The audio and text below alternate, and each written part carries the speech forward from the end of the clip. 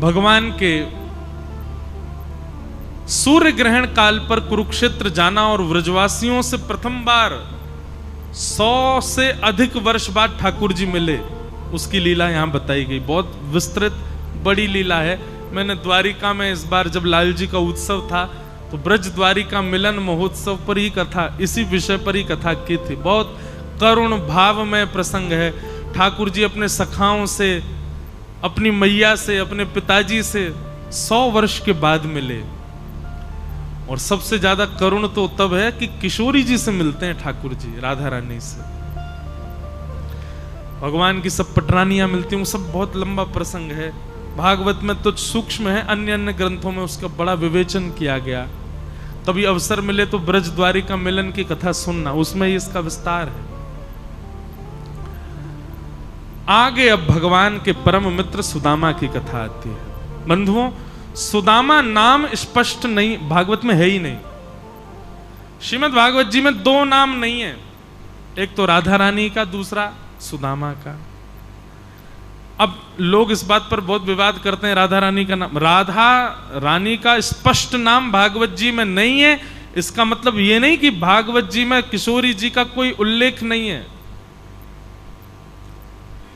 श्री शुक मूर्छित भय माश शठ, सुखदेव जी अपनी गुरु के रूप में राधा रानी को देखते हैं और अपना नाम, देखो शास्त्र आज्ञा करते हैं, अपना नाम, अपनी पत्नी का नाम, अपने पति का नाम, एक पुत्र यदि है तो उसका नाम, गुरु का नाम, और जिसका बहुत सम्मान करते हो उसका स्पष्ट नाम उच्चारण नहीं करना चाहिए, शास्त्र मना करते।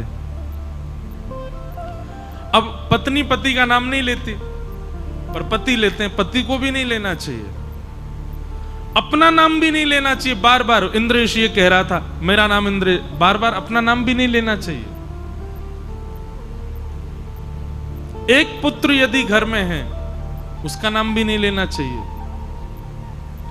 गुरुजनों का नाम भी नहीं लेना चाहिए। हमारे जो गुरु हैं उनका कुछ इस प्रकार से, पंढरपुर के आदि आदि मठ के महाराज जी, वो हमारे गुरु जी, उनका स्पष्ट नाम उच्चारण नहीं करना चाहिए। जिसका आप बहुत सम्मान, बहुत स्नेह, बहुत आदर करते हैं उसका भी स्पष्ट नाम नहीं बोलना चाहिए, शास्त्र मना करते हैं।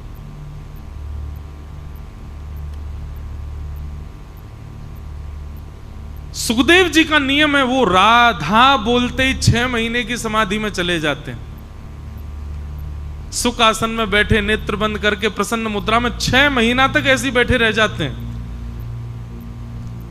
पर आज जब वे कथा सुनाने के लिए बैठे तो परीक्षित ने बैठते ही बता दिया कि मेरे पास केवल 7 दिन बचे हैं नाथ, मैं म्रियमाण अवस्था में हूं, मेरी मुक्ति का उपाय बताओ। उसी समय सुखदेव जी ने निश्चित कर लिया कि अभी मुझे अपने गुरु का स्मरण नहीं करना है। अगर मैंने राधा बोला तो 6 महीना की समाधि में मैं चला जाऊंगा, इसको कथा कैसे सुना पाऊंगा। इसलिए उन्होंने सब जगह श्री कह करके ही राधा रानी का स्मरण किया है। और 10वें स्कंद में बहुवचन और एक वचन, जहां बहुवचन एक वचन तो पढ़े ना स्कूल में, उनसे यह बात सिद्ध हो जाती है कि कहां राधा रानी है। जैसे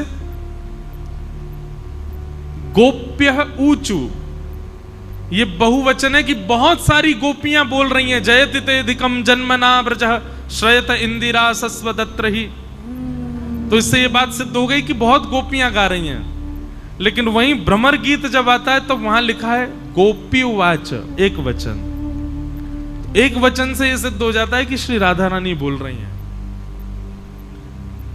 ऐसे सांकेतिक रूप में राधा रानी का नाम लिखा है भागवत में, स्पष्ट राधा शब्द नहीं है।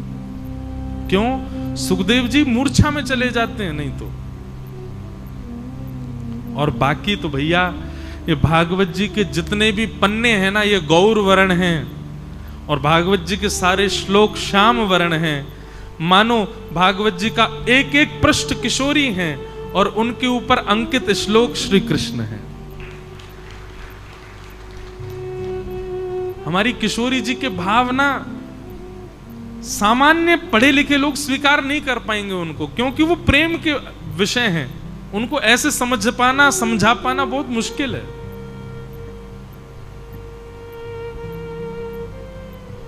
दूसरा, भागवत में सुदामा जी का स्पष्ट नाम नहीं है। क्यों? जिसका बहुत सम्मान होता है उसका भी नाम नहीं बोला जाता। ये संत जनों ने, वैष्णव जनों ने, प्राचीन विद्वान जनों ने ढूंढ करके निकाला कि भगवान के मित्र का नाम सुदामा था। उनका नाम सुदामा, सुदामा का अर्थ क्या होता है? सुंदर दाम जिसके पास है। कैसा दाम? कितना भी खर्च कर लो कभी खत्म ही नहीं होता, ऐसा दाम का जो स्वामी है उसका नाम है सुदामा। और जबकि सुदामा जी को देखते हैं उन पर तो पैसा ही नहीं है, फिर नाम सुदामा कैसे? बोले सामान्य धन को नहीं मानते वो अपना धन, भगवान नाम को अपना धन मानते हैं। कितना भी बोलते रहो, कितना भी खर्च करो, खर्च ही नहीं होता, बढ़ता। पायो जी मैंने नाम रतन धन पायो, वस्तु अमोलक दी मेरे सदगुरु, पायो जी मैंने नाम रतन धन पायो। सुदामा जी महाराज नाम को ही धन मानते हैं। मुझे रोज कोई ना कोई बहन आके राखी पहना देती है, तो मेरा स्वभाव है कि जब भी कोई राखी पहनाती मैं उनको कुछ, अब पता तो होता नहीं कौन ला रहा है, इतने लोग मिलने आते हैं, सब पहना देते हैं कोई भी, तो मैं उनको कुछ ना कुछ देता जो भी मेरे पास होता है। मना करती हैं सब, नहीं नहीं नहीं महाराज जी हमें नहीं चाहिए। हम सबसे ये कहते हैं मैंने कि ये हम इसलिए दे रहे हैं, आप लोगी तो हमारा और बढ़ेगा, अगर चाहती हो कि बढ़े तो लो, चाहती हो नहीं घटे तो मत लेना, तो बेचारी ले लेती हैं। लेकिन एक बहन ने कल मुझसे बहुत अच्छा कहा कि महाराज जी आप कथा में कहते हो ना, एक बाबा हैं उनको कोई भी दक्षिणा दो वो उतना नाम जप करवा लेते हैं, आप जितनी दक्षिणा दे रहे हो इतनी बार हमको राधा नाम, इतनी बार कथा सुना दो, हमको वही दक्षिणा दे दो। मैंने कहा बहन 500 का नोट है, अब तुम 500 कथा सुनोगी मुझसे? बोले यही चाहिए आपसे उपहार में कि जब तक आप व्यासपीठ पर बैठे हो तब तक हम आपकी कथा सुने, यही उपहार देते रहना। कितना अच्छा भाव। एक जगह तो ऐसा हुआ, 2-3 बहन राखी बांध गई, मैंने पैसा दे दिए, अगले दिन तो लाइन लगी राखी बांधने वाली, मैं मुझ पे इतने पैसे नहीं है भैया। लेकिन अच्छा, हम दीक्षा तो देते नहीं ना, हम गुरु तो बनते नहीं किसी के, दीक्षा अभी तक शुरू की नहीं, तो लोगों को लगता है फिर कोई तो संबंध बनाए तो क्या करें, भाई बना लो। बहुत अच्छा, हमको यही अच्छा लग रहा है। मेरे तो मन में आ रहा है जिसको मन हो दीक्षा लेने लो, राखी बांध दो, भाई बन जाओ। पर इस बार हमारे गुरुदेव ने बड़ा हठपूर्वक आग्रह किया है, आज्ञा की है कि अब दीक्षा देना प्रारंभ करो। पर हमारे लाल जी जब आज्ञा करेंगे हम तभी देंगे। तो इस बार जन्माष्टमी पर हम पर्ची डालेंगे ठाकुर जी के आगे, अगर उन्होंने आज्ञा की कि देनी है दीक्षा तो अगले वर्ष गुरु पूर्णिमा पर देंगे, और अगर ठाकुर जी ने, लाल जी ने कहा अभी नहीं, तो फिर और 1 साल प्रतीक्षा, अगली जन्माष्टमी पर फिर पूछेंगे। लाल जी आज्ञा करेंगे तो देंगे, बाकी नहीं तो तब तक दिशा लेते रहो, कथा सुनते रहो। तो श्री सुदामा जी महाराज, सुदामा जी ऐसे प्रेमी हैं ठाकुर जी के, वो किसी को नहीं बताते कि श्री कृष्ण मेरे मित्र हैं। क्यों? भाई हम लोगों का स्वभाव कैसा, एक गाड़ी पर लिखा था पूर्व विधायक पीछे, और छोटे अक्षरों में नीचे लिखा था उनका पड़ोसी, पूर्व विधायक का पड़ोसी। हम लोग कितने संबंधों को प्रकाश करना चाहते हैं। ये आज जो मोबाइल फोन आया है ना, इसने दिखा दिया कि प्रेम कैसा है, सबको फोटो खिंचाना है। अगर आपकी भेंट प्रधानमंत्री से होने वाली है और वहां कैमरा अलाउ नहीं है, तो आप प्रधानमंत्री से ना मिलना ही मानोगे, ये कोई मिलना है? हैं, उसकी कोई स्मृति नहीं है, किसी को दिखाई नहीं पाएंगे। आप पूरी योजना, पहले तो योजना बनाई कि प्रधानमंत्री से मिलने, और दूसरी योजना आपने ये बनाई कि मेरे चाहे लाखों रुपया खर्च करो, एक फोटो तो खींचो यार उनके साथ। हमको दिखाना है कि मेरा संबंध क्या है सबसे।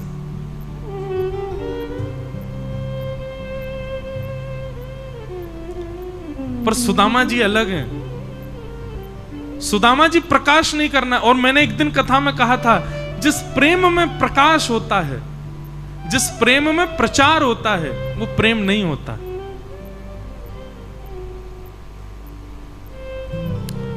सुदामा जी महाराज किसी को इसलिए नहीं बताते कि कहीं मेरी दीन अवस्था देख करके कोई ठाकुर जी की भक्त वत्सलता पर प्रश्न ना उठावे,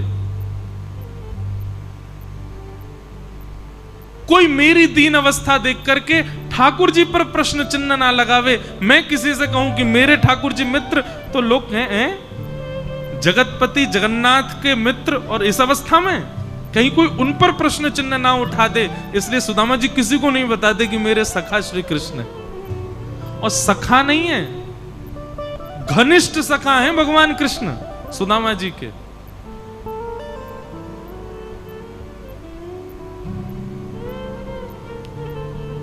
घनिष्ठ सखा किसको कहते हैं?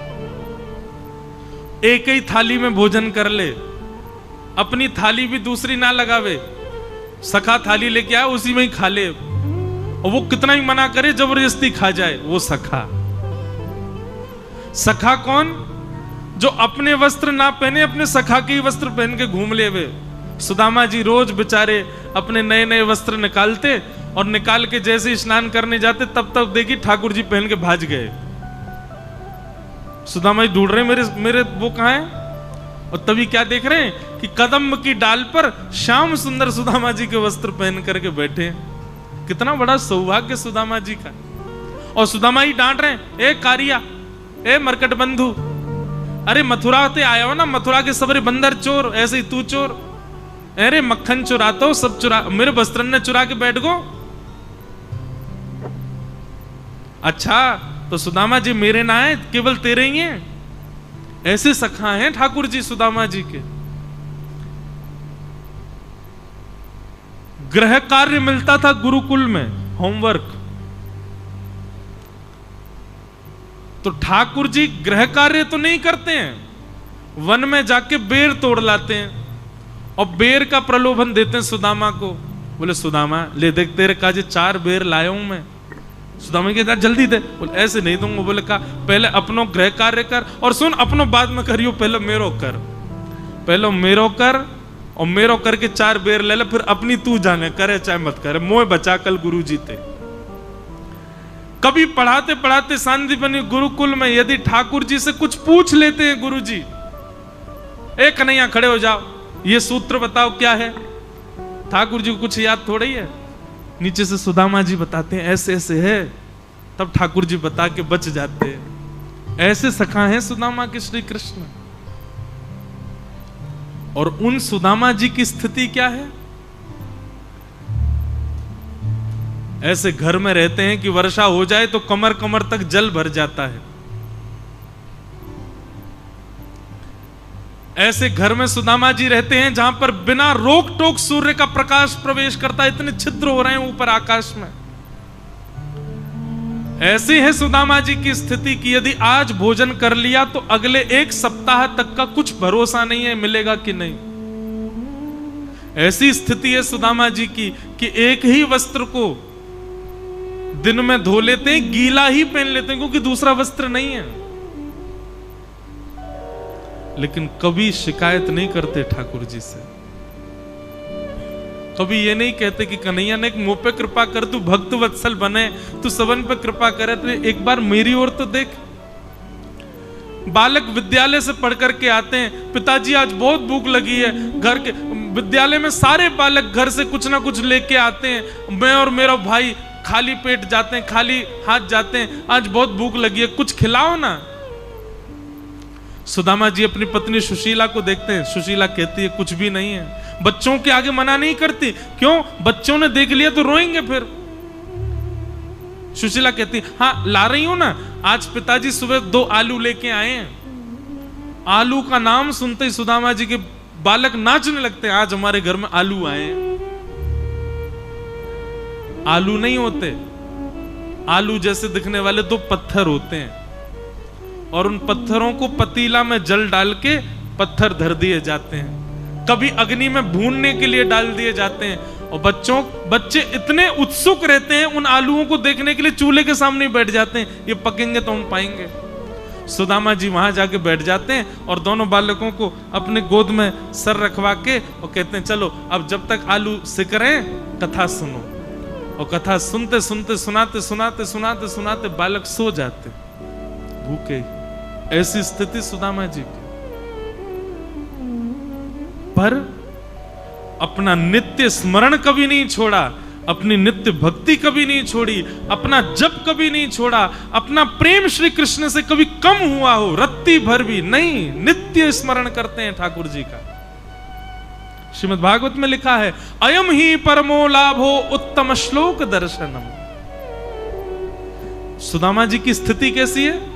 नित्य नेत्र बंद करते हैं, सुशीला जल्दी आ, आज पता है ठाकुर जी कैसे लग रहे हैं, मेरो लाला कैसो लग रहा है, स्वर्ण के सिंहासन पर विराज रहा है, वाकी पत्नी रुक्मणी सत्यभामा सब चवंड उड़ा रही हैं, आहा आज नीली पोशाक पहनी है, आज लाला 56 भोग लगा रहा है, आज लाला ने ऐसा मुकुट पहनो है, कानन में मत्स्याकृत कुंडल पहने। श्री पंडरीनाथ भगवान मत्स्य आकार के कुंडल पहनते हैं, मकराकृत, मत्स्याकृत, मयूराकृत। वहीं बैठे बैठे ठाकुर जी का दर्शन कर लेते। ऐसे सुदामा जी। कथा आती है, भगवान सब जानते हैं। एक बात कहूं बंधुओं, मंदिर में जाके आप ठाकुर जी से यदि ये कहते हो कि नाथ मेरा ये काम बिगड़ रहा है बना दो, आप एक प्रकार से ठाकुर जी पर, ठाकुर जी की भक्त वत्सलता पर प्रश्न चिन्ह लगा रहे हो। उनको नहीं पता, बताया उसको जाता है जिसको नहीं पता है। ठाकुर जी को नहीं पता क्या कि आपके जीवन में क्या चल रहा है, क्यों आप बोलते हो जाके नाथ ऐसा करो, ये संभाल दो, ये कर दो। ठाकुर जी कहते हैं इसका मतलब तुझे विश्वास ही नहीं है कि मुझे ये पता है। सदैव ठाकुर जी के आगे हाथ जोड़ के आप सब जानते हो, आपको सब पता है, मेरे लिए जो उचित हो मुझे प्रदान करो, मेरे लिए जो अनुचित है मुझसे दूर कर दो।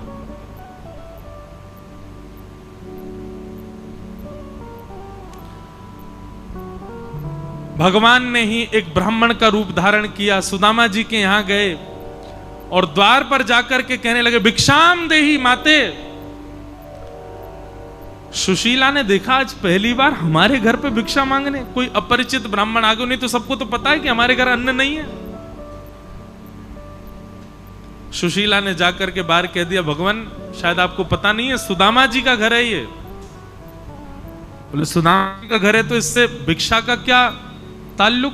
बोले कि सब जानते हैं कि यहां अन्न नहीं है इसलिए कोई नहीं मांगता, आप कैसे मांग रहे हैं? अरे तुम्हारे पतिदेव सुदामा जी श्री कृष्ण के सखा हैं, भगवान श्री कृष्ण के साथ सांदीपनी गुरुकुल में पढ़े हैं, और श्री कृष्ण के सखा के यहां देने के लिए अन्न नहीं है, ऐसा कैसे हो सकता है? सुशीला बोली किसी ने गलत जानकारी दिया आपको, ऐसा कुछ भी नहीं है, मेरे पति श्री कृष्ण के भक्त हैं, सखा नहीं है। ब्राह्मण देवता हंसने लगे, देवी चतुर हैं तुम्हारे पति, कहीं तुम ज्यादा मांग जांच ना कर लो, कहीं बच्चों की मांगे ना बढ़ जाएं, इसलिए बताते नहीं है वो। और नहीं विश्वास होता तो जाकर के जब तुम्हारे पति ध्यान में बैठे हो उस समय केवल इतना पूछ लेना, क्या द्वारिकाधीश कृष्ण से आपका सांदीपनी गुरुकुल में कोई संबंध था? अगर तुम्हारे पति चौंक जाएं, सुनकर के घबरा जाएं, जीभ फिसल जाए, बातें अटपटी करने लग जाएं, समझ जाना कि उन्होंने छुपाया है आपसे। सुशीला ने वही किया। सुदामा जी जाप में बैठे थे, इतने में सुशीला पहुंची और जाती ही बोली क्या सांदीपनी गुरुकुल में श्री कृष्ण का आपसे कोई संबंध था? ये सुनते ही सुदामा जी तो सोच मैंने आज तक बताया ही नहीं है। सुदामा जी के नेत्र खुल गए, नेत्र खुले, नहीं नहीं ऐसा ऐसा तो कुछ भी नहीं, किसने कहा, कौन बोला तुमको? और उनकी भाषा और उनका जो तौर तरीका था उससे पता चल रहा था कि ये घबरा रहे हैं। हाथ पकड़ करके अपने सिर पर रखा, सौगंध खा के बताओ श्री कृष्ण से आपका क्या संबंध है? सुदामा जी के नेत्र सजल हो गए, बोले मेरे घनिष्ठतम सखा हैं श्री कृष्ण। इतने घनिष्ठ सखा हैं कि जब गुरुकुल पढ़ने के लिए आए तो यशोदा मैया की याद बहुत आती थी, तो रात्रि में गुरु माँ की साड़ी चुरा करके लाते, मुझे पहना देते और कहते अब आप यशोदा बन के मुझे लोरी सुनाओ। मेरी गोद में सर रख के सोते, मैं यशोदा बन के रात भर कृष्ण को सुलाता था। यशोदा जी की याद आती तो मैं ही यशोदा बन करके भोजन पवाता था। इतने घनिष्ठ सखा हैं, मेरे साथ खेले हैं, कूदे हैं, हम दोनों साथ में स्नान करते थे, एक दूसरे के अंतरंग वस्त्रों को पहन करके भाग जाते थे। इतने घनिष्ठतम सखा हैं हम दोनों। सुशीला बोली आज तक बताया क्यों नहीं आपने? बोले देवी कहीं मेरी स्थिति देख करके कोई कृष्ण पर प्रश्न ना करे कि ऐसे सुदामा जी कृष्ण के सखा होने के बाद भी, इसलिए नहीं बताता।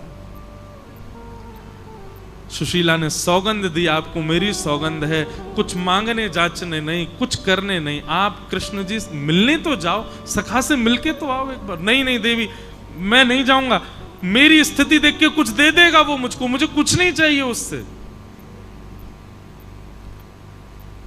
बोला आपको मेरी सौगंध है, जाना पड़ेगा। बार बार सुशीला जी के कहने पर, कथा आप सब जानते हैं, 4 घरों के मुट्ठी चावल लेकर के आई, मित्र के घर, पुत्री के घर, मित्र के घर, पुत्री के घर, गुरु के घर, वैद्य के घर। कभी खाली हाथ नहीं जाते, कुछ लेके जाना चाहिए। जा रहे हैं तो कुछ लेके जाओ। 4 घर के मुट्ठी चावल लेके, अब देखो सुशीला जी चाहती तो एक ही घर से चावल ले आती सारे, पर 4 घर से क्यों लाई? अलग अलग चावल दिखेंगे तो कृष्ण समझ जाएंगे। सुदामा के घर के नहीं है। सुदामा जी महाराज पोटली लेकर के निकल पड़े। चलते चलते 7 दिन बीते, रास्ता भटक गए। एक नदी के किनारे सर की तकिया, हाथ की तकिया लगा के सो गए। बोले लाला तो बुलाना हो तो यहीं आ जाइयो, मैं तो ना आ पा रहा हूं तेरे पास। सोते सोते सुदामा जी द्वारिका पहुंच गए। द्वारिका नगरी पहुंच करके सुदामा जी ने पूछा कहां है श्री कृष्ण? किसी ने बता दिया मार्ग यही महल है, इसी में ही विराजते हैं। द्वारपालों को जाकर के सुदामा जी ने कहा मैं श्री कृष्ण का बचपन का सखा हूं, मेरी स्थिति देख के, तन के वस्त्र देख के, मेरी अवस्था देख करके आप ये मत सोचना मैं कुछ मांगने आया हूं, मैं केवल उनको देखने आया हूं। यदि वो बहुत व्यस्त हो तो मैं यहीं खड़ा रहूंगा, जब निकलेंगे बाहर तो देख लूंगा। यदि बाहर आने का कोई विधान नहीं तो महल में कोई खिड़की हो जहां से वो दूर से दिख जाए, वहीं से देख के चला जाऊंगा। पत्नी ने सौगंध दी है देख करके आओ, पर यदि संभव हो सके तो इतनी दूर आया हूं तो मिलवा दो। मेरा नाम सुदामा है, मैं उनके साथ सांदीपनी गुरुकुल में पढ़ा हूं, आदि आदि अपना परिचय दिया। द्वारपालों ने, अब लोग कहते हैं धक्का दे दिया सुदामा जी को। इतने एटिकेट्स भगवान के द्वारपालों में नहीं है तो फिर काय बात के द्वारपाल? ये सब गलत बातें हैं। सुदामा जी की आगमन पर द्वारपालों ने कोई धक्का वक्का दे के नहीं घेरा, उनको प्रेम पूर्वक विराजमान किया। बोला आप विराजो, ठाकुर जी प्रसाद पा रहे हैं, हम पूछ के आते हैं, अवकाश होगा तो मिलाते हैं। भीतर जाकर के ठाकुर जी को बताया द्वार पर एक ब्राह्मण आया है, भगवान भोजन कर रहे थे। उसकी तन की अवस्था ऐसी कि एक एक हड्डी गिन लो, वस्त्र उसके जगह जगह से फटे हैं, पैरों से छाले निकल रहे हैं, इसका मतलब बहुत दूर से चल के आया है। पर उसके मस्तिष्क का तेज बताता है कि वो बहुत उच्च श्रेणी का ब्राह्मण है। बचपन में आपके साथ गुरुकुल में पढ़ा है, अपना नाम सुदामा बता रहा है। सुदामा नाम सुनते ही ठाकुर जी का कवल यहीं रुक गया। घूमने लगी सारी स्मृति, वस्त्र पहन करके भाग जाना, रात्रि में मुझको सुलाना, मेरा गृह कार्य करना, मेरे गले में गलवैयां डाल करके घूमना, अपने घर से अलग एकांत में मुझे हमेशा प्रसन्न रखना, वो सारी स्मृतियां सुदामा जी की घूमने लगी ठाकुर जी के चित्त में। भगवान थोड़ी देर के लिए तो स्तब्ध रहे, पुनः पूछा कौन आए द्वार पर? बोले आपके बचपन के सखा हैं, नाम सुदामा बता रहे। ठाकुर जी ने जैसे ही सुदामा नाम सुना, वहीं कवल छोड़ दिया। पटरानियां सामने थाल लेकर के खड़ी हैं सोने के, ठाकुर जी को विविध विविध पकवान खिलाने के लिए। अनेक राजा प्रतीक्षा गृह में प्रतीक्षा कर रहे हैं कि द्वारिकाधीश मिलेंगे। 3-3 दिन बाद का समय दिया है सबको, इतने व्यस्त हैं ठाकुर जी। पर जैसे सुना सुदामा जी आए हैं, भोजन की थाली से कूद करके भागे ठाकुर जी। महामंत्री, सेनापति, प्रधानमंत्री सब पीछे दौड़ रहे हैं ठाकुर जी के, और ठाकुर जी केवल एक विचलित व्यक्ति की तरह दौड़ते हुए जा रहे हैं। और जो भी मार्ग में मिल रहा है उसको बता, मेरा सुदामा आया है, मेरा सखा सुदामा आया है, मेरा मित्र सुदामा आया है, मेरा प्यारा सुदामा आया है। मुकुट गिर गया, गले के हार टूट टूट करके गिरते जा रहे हैं, पैरों की पाजेब टूट कर गिर रही है, हाथ के कड़ूला निकल गए हैं ठाकुर जी के। उत्सुकता में ठाकुर जी बीच बीच में नृत्य करते हुए दौड़ रहे हैं, मेरा सुदामा आया है। द्वार पर जैसे ही सुदामा जी को देखा, दौड़ करके ठाकुर जी ने अपने हृदय से लगा लिया, और इतना कसके हृदय से लगाया, देखने वालों को लग रहा था कि मानो थोड़ी बहुत देर ठाकुर जी ने नहीं छोड़ा तो सुदामा जी ठाकुर जी में विलीन हो जाएंगे। नेत्रों से अविरल अश्रुधार गिर रही है ठाकुर जी के, मेरा सुदामा आया है।